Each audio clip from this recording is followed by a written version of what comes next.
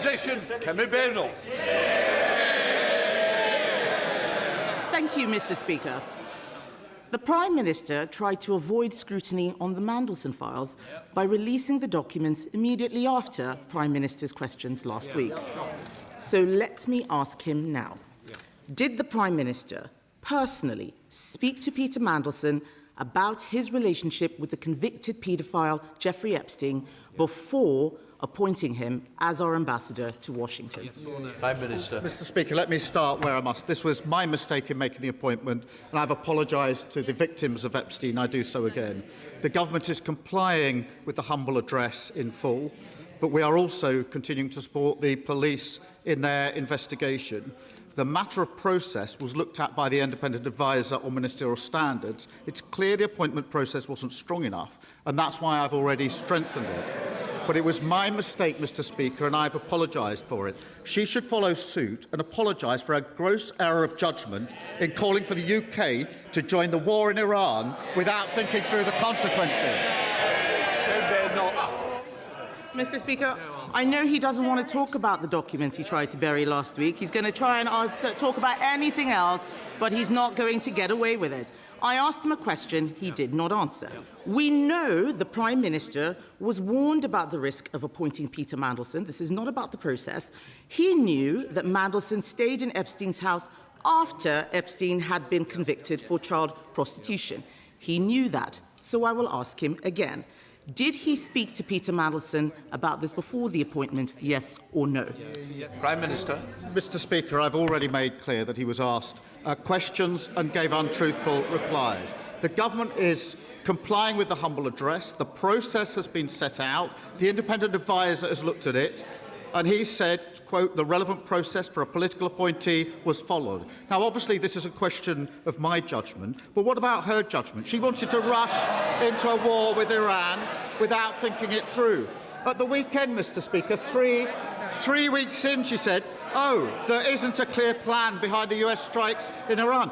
That's the question she should have asked at the start. The decision to commit the UK to a war is the biggest decision a Prime Minister can take, and she got it completely wrong. I didn't hear an answer, Mr. Speaker, and he's right. It is about his judgment. He has repeatedly told us that Peter Mandelson lied to him, but he won't tell us if he actually picked up the phone and spoke to Mandelson before appointing him. This doesn't make any sense. The Prime Minister told us on the record, and I quote, I believed the lies he told me. If the Prime Minister didn't speak to him, how can he say he lied to him? Prime Minister. Mr. Speaker, the process is clear. It's been looked at by the independent adviser. And she asked me about the process and judgment on appointments. She appointed the Shadow Justice Secretary. He said last night that Muslims praying in public, including the Mayor of London, practising his faith, are not welcome. He described it as an act of domination, straight from the Islamist playbook. If we're in my team, he'd be gone. It's utterly appalling. She should denounce his comments and she should sack him. He wants to talk about Justice Secretaries. His Justice Secretary is abolishing jury trials. My Shadow Justice Secretary is defending British values. I know who I would rather have sitting on the front bench next to me, and it's not him. Prime Minister. But Mr. Speaker, this is important. He does want to talk about anything else except what I'm asking him. 3 times I have asked him if the Prime Minister spoke to Peter Mandelson. 3 times he has refused to answer. We can only assume he did not speak to Peter Mandelson. From the documents published, we know he left the questioning of Mandelson's relationship with a convicted paedophile to 2 of Mandelson's closest friends, one of whom was also friends with a convicted paedophile. Asking those questions should have been his job. Why did he fail to do his duty? Prime Minister. Mr. Speaker, so her position is that the Shadow Justice Secretary is defending British values when he says Muslims praying together in Trafalgar Square are not welcome.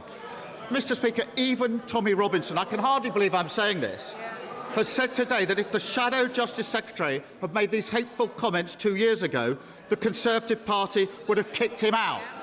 Now, Tommy Robinson isn't some sort of moral signpost. He was pointing out how much their party has changed. They're more inclined to his views, and he's right about that. The fact that he's sitting on her front bench shows she's too weak and has got absolutely no judgment. The Prime Minister wants to talk about my leadership. I'm shocked because his former deputy has just fired the starting gun on the race to replace him. And I'll tell him one thing. She and I both agree that this weak man should be replaced by a strong woman.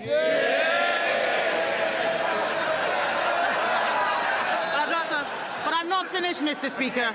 I have too much to say to him.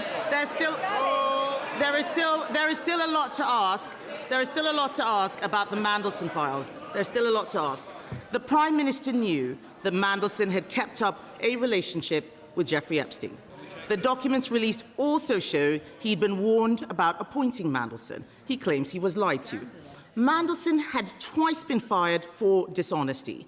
So why did the Prime Minister believe Peter Mandelson over the vetting documents? Prime Minister. Mr. Speaker, she asked about leadership. When I see religious events in Trafalgar Square, when I see Hindus celebrating Diwali, when I see Jews celebrating Hanukkah live, when I see Christians performing the Passion of Christ, or Muslims praying, that shows the great strength of our diverse city and country. I've never heard her party call out anything other than the Muslim events. It's only when Muslims are praying. The only conclusion is the Tory party has got a problem with Muslims. Can I just say, people say, I am not responsible for the answers. I've just got to say that. Thank you, Mr. Speaker. It's a shame he's not responsible for the answers either. The Prime Minister wants us to believe that he is a serious leader, but he doesn't do the work. He outsources the decisions, and when things go wrong, he blames the vetting, he blames the Chief of Staff, he blames the Cabinet Secretary, he blames anyone but himself.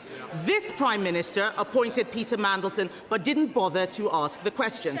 If he cannot be straight with the House on something as simple as this, why should we believe a word he says about anything?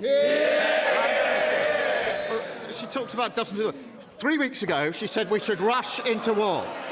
She didn't do the work. She didn't think through the consequences. Committing our military to a war without thinking through the consequences is the gravest mistake a leader of the opposition can ever make. And she comes back a week later and says, oops, I got that one wrong. She's utterly irrelevant and she's got no judgment. This is the leader of the opposition who said I should have empty-chaired the most important NATO summit in years. This is the leader of the opposition who said Greenland is a second-order issue. And this is the leader of the opposition who jumped into a war with Iran without stopping to think. On top of that this week, the failure to condemn and sack... Order. And I will repeat again, I'm not responsible for the answers, but it's certainly not opposition questions. Mr. Speaker, add to that the failure to condemn and sack the Shadow Justice Secretary for the poison and division that he spreads. It's turning out to be quite a month for the leader of the opposition, who claims she never makes any mistakes. Burhan.